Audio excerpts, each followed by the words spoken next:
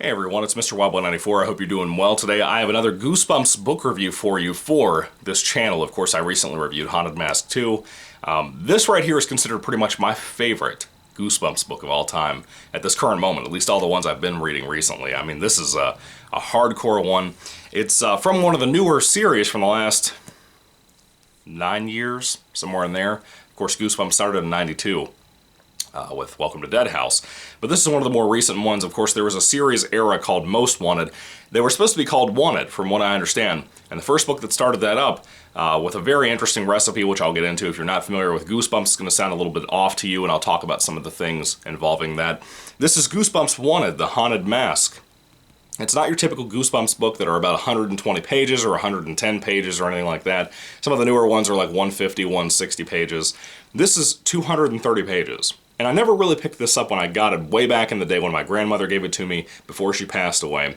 Mainly because I thought it was just going to be, you know, the first two books together. There's 4 Haunted Mask books. This is the 4th one. You have the 3rd one from the Horrorland era of Goosebumps. And then 1 and 2 came out back in the classical days in the first few years. I have been amazed how many times I've read this book and how much I've enjoyed it every single time. I started reading this probably 2 or 3 or 4 years ago. I think about 3 or 4 years ago. In 2018, I had a back injury, and I had nothing to do. All I could do was lay in bed for like a year. I had some physical therapy, but other than that, I really couldn't stomach doing anything, really at all. And I just kind of laid there and gained weight and gained weight and gained weight. So at some point, I wanted to get back into reading. I hadn't been reading books for years at that current point. I just kind of took breaks and mostly stuck with movies and video games and that kind of thing. And writing a little bit too. At some point I decided, okay, you know what, I really want to sit down and read a book. And I was like, what is the most easily accessible, non-having to think about every detail, non-bloated book out there in my collection? I started thinking about it. I was like, well, I have a couple of Goosebumps books I haven't read before. I had my old original ones from when I was a kid, not tons and tons of them, but quite a few, maybe 20, maybe 15, somewhere in there. And I had these Most Wanted books and this Wanted book that my grandmother had gotten me and my grandfather had gotten me too. So I was like, okay, well, I'll pick this up. I love Haunted Mask books. What is this? Is this actually the first 2 books or what? I picked it up, and to my surprise, after the first shocking 30 or 40 pages, it wasn't the original 2 books put into one big book. So if you ever see this out in the stores, you should pick it up. It's phenomenal. I highly recommend this. I have so many copies of this book. I have, like, everything I could find. Like, I have a copy that was pre-release, like people's, like a reviewer copy with, like, possible errors and possible changes and stuff. I've got hardcover copies. I've got hardcover copies that don't have a poster, because usually the outside here is a poster that you have on the actual slipcover for the books. I have so many different copies of this book for my collection of Goosebumps stuff on my other main channel, Michael Goosebumps Fan. I can't even tell you. I just have a ton of Wanted the Haunted Mask. It's worth collecting. It's such a great book. This is not a perfect book, but it's what I love so much that I could see people thinking I'm overrating it a little bit. Maybe. Maybe. I love it. I think it's phenomenal. Essentially, this was a goal at the time to kind of do like this old Goosebumps book series that they did like 2 books of called Triple Header, where they had 3 short stories into one bigger book, about almost a 200-page book there. This is almost like taking 2 Goosebumps books and putting them into one big book. And it is all Halloween themed, so that's pretty cool. You start off the book with a prologue that takes place like 40 years in the past, maybe longer, of a guy who has a mask shop, and his brother comes to visit him really late at night on a very dark and creepy night outside. He and his dog go home. This brother of his that's very evil and mean shows up, and he has a suitcase full of masks that he bought. And apparently he announces, just like we knew from the previous books, that these are actually human faces.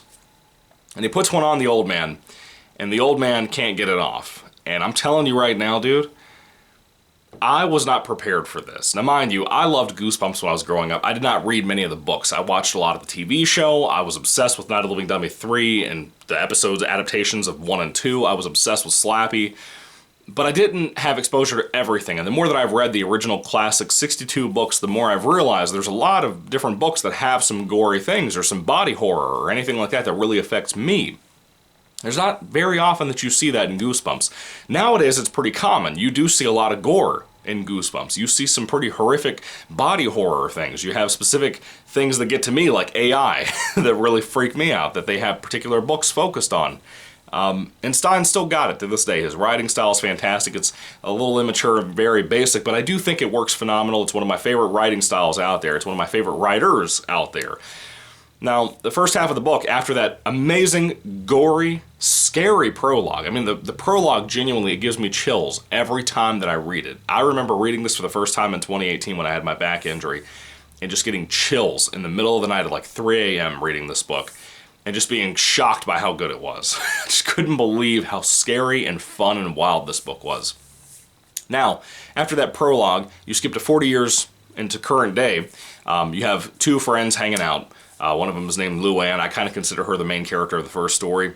Luann is ready for Halloween, but she also doesn't want to go to this girl named Polly's little Halloween party that she has every year because it's usually kind of lame. So she wants to kind of change things up this year, and she goes and, you know, has fun. But they end up going up in the attic, her and a couple of friends that sneak up into the attic of Polly's house, and they happen to find a mask that she puts on, and just it turns her mean and hateful and chaotic. And we don't know if it's the same exact mask as Carly Beth, but we kind of assume just because of the cover. This one looks a lot like the old original Carly Beth mask right here on the cover.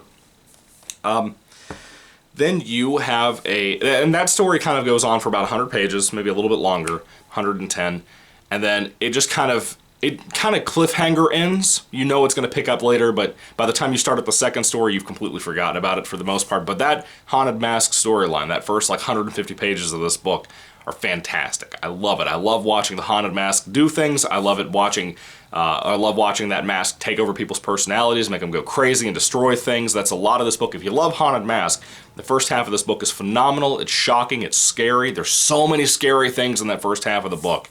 The second half of the book are focused on a fellow named Devin. Devin is Luann's best friend, or at least one of them. And Devin, at the beginning of the book, is sitting on the couch hanging out with Luann before Halloween comes around. And he tells her he has to break bad news to her in that part of the book, saying, hey, I have to go to a pumpkin farm for this Halloween. My dad and my family are making us go. I don't want to be there, but I got to be there instead of being here for Halloween and Polly's party and everything else. So Devin, in the second half of the book, when we pick up there, he is out in a pumpkin field doing some different stuff. He meets a kid named Haywood. Haywood's a very oddball kid. His mom works for the family as well out there at this pumpkin farm that they're doing farming up until Halloween night to make a little extra money this year. And Haywood is an odd kid. He kind of tells Devin, our main character, about how this pumpkin field apparently is built on top of a cemetery. So there's a little bit of a Halloween ghostly angle to it, but also there's a pumpkin coming to life storyline. So if you like that kind of thing, it feels very Goosebumps. That's a lot of a Goosebumps type of thing with a little bit of oddball humor mixed in with some horror. It's not as silly and goofy as a lot of Goosebumps ideas, but it was fun. I had a really good time with that half of the book. The more I read it each year, because every year I reread this book during Halloween, October, and of course this year I'm really late. I just finished it and it's like December 1st yesterday. By the time you see this, it might be the 3rd. But anyway, I finally got around to reading this year. I started on Halloween night. It took me a whole month. I couldn't read it all during November because I had such a weird schedule for my workplace and whatnot. But anyway, I really love the book. I could see a lot of people not being crazy over it the way I am, but I consider it's one of the best books R.L. Stine's ever put out. I consider it one of the best Goosebumps books, especially in the modern era. I think it's the best most wanted book, or a wanted book since it's the only wanted book. But out of the most wanted series, I think it's my personal favorite too. I absolutely love this book. It's not perfect. It has a great ending. It has a great build-up throughout the book to each ending of each situation. And I like how the two stories between Luann and Devin really tie together very well. It's a really solid book, but like I said, that finale, or not the finale, the prologue. The prologue steals the whole show for me. That's what really gets my blood pumping when I go to read this book and really gets it going and really gets you into this story so much because of how scary that is. And again, it's gory. I'm not joking around. It's not just hinting around. It's straight up a bloody massacre opening book, and it's shocking to me for the first 30 or 40 pages.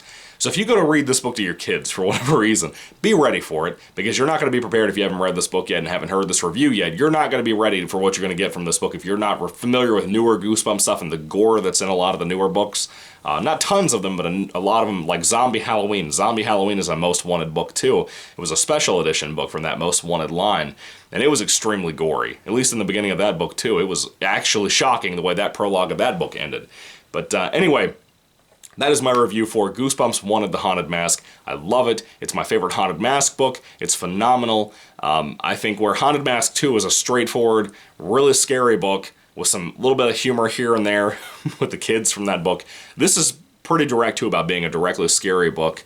And like I said, I like book 1 and I like book 3. They're alright too. But Haunted Mask 2 and Haunted Mask, or 1 of the Haunted Mask, are my absolute favorites, hands down. This is my personal favorite of all the series I've read. I've read a lot. I've read like 150, 160 of these books, and this one, just for whatever reason, it's stuck with me all these years, and I love it tremendously. When it comes to this book, if I had to rate it on a 5-star basis, I would say it's probably, for me, I would give it a 5 out of 5 stars. I love it. I love every bit of it. I think each year I slowly like it less and less just because I've read it so much. I think if I waited every 2 or 3 years to read this, I think I would find it way more impressing. When you read a book yearly, it kind of loses its luster after a while, I think, depending on what it is.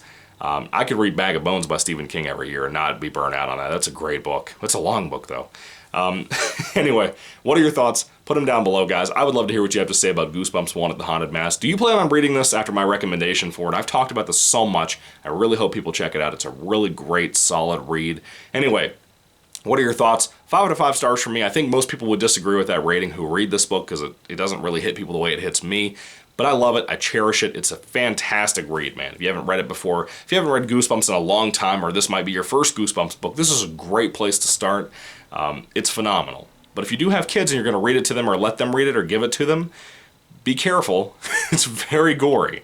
Anyway, thank you for watching, guys. God bless you. Merry Christmas and goodbye.